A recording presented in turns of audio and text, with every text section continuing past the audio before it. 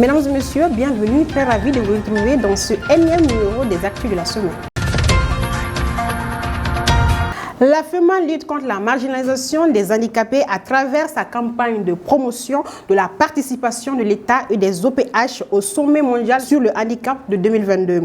Cette campagne qui a débuté le lundi 22 novembre 2021 pour terminer ce vendredi 26 novembre 2021 a permis aux personnes vivant avec des handicaps de pouvoir s'exprimer à leur situation.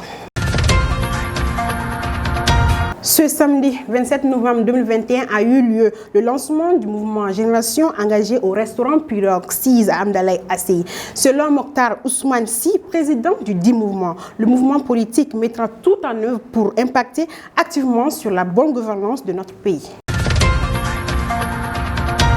Le président de l'association Devoir de Génération, Didi Keita, s'est prononcé sur la grève des banques, établissements financiers et les assises ce mercredi 24 novembre 2021 à 14h à Amdalaï Asseyi 2000. Il n'a pas manqué de toucher aux questions relatives à l'organisation des élections qui, selon lui, ne pourront pas se tenir aux dates définies par la charte de la transition. Ce dimanche 28 novembre, comme attendu, l'imam Mahmoud Diko a tenu un point de presse à Bako-Djorani Asseyi, près de son institut. Après une lecture collective du Coran pour le Mali, l'imam a appelé les Maliens à s'unir et les autorités à être plus attentives. Il invite la communauté internationale à être plus indulgente avec le Mali. Important à signaler, l'imam a démenti avoir les liens quelconques avec la France. Il regrette ce qui est, selon lui, de la diffamation sur les réseaux sociaux à son endroit, mais pardonne ses détracteurs. La cérémonie s'est clôturée avec des bénédictions pour notre pays.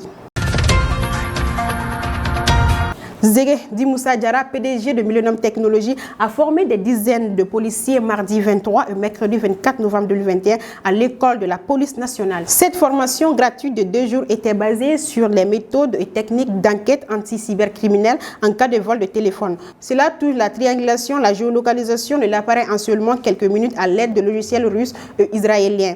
Les bénéficiaires étaient ravis, à commencer par la hiérarchie de la police nationale qui n'a pas manqué de féliciter M. Zege.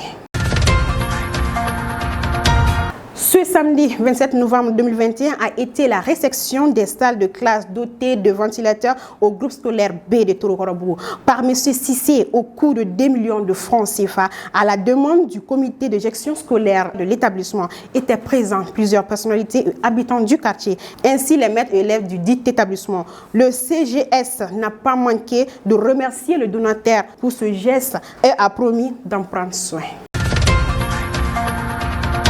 À présent, regardons quelques images du match de Djallakoroba. Ce samedi 27 novembre 2021, un match amical qui opposait l'équipe de Guélé-Koro et l'équipe de Djallakoroba a eu lieu sur le terrain de Guélé-Koro, dans la commune rurale de Djallakoroba. Initié par M. Idrissa Kanté, président du mouvement Benka, ce match avait pour objectif de rassembler la jeunesse par le football. Plusieurs personnalités de la commune étaient présentes. La team de Djallakoroba remporta le match avec 2-1.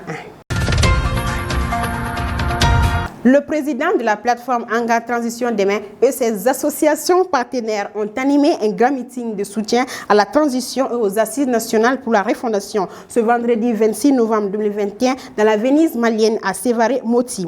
Plusieurs personnalités sur place ont pris part, autorités locales, syndicats et sociétés civiles. Ceci met fin aux actus de cette semaine. Nous vous disons au revoir. D'ici là, portez-vous bien et passez une très bonne semaine en compagnie de Actuel Média.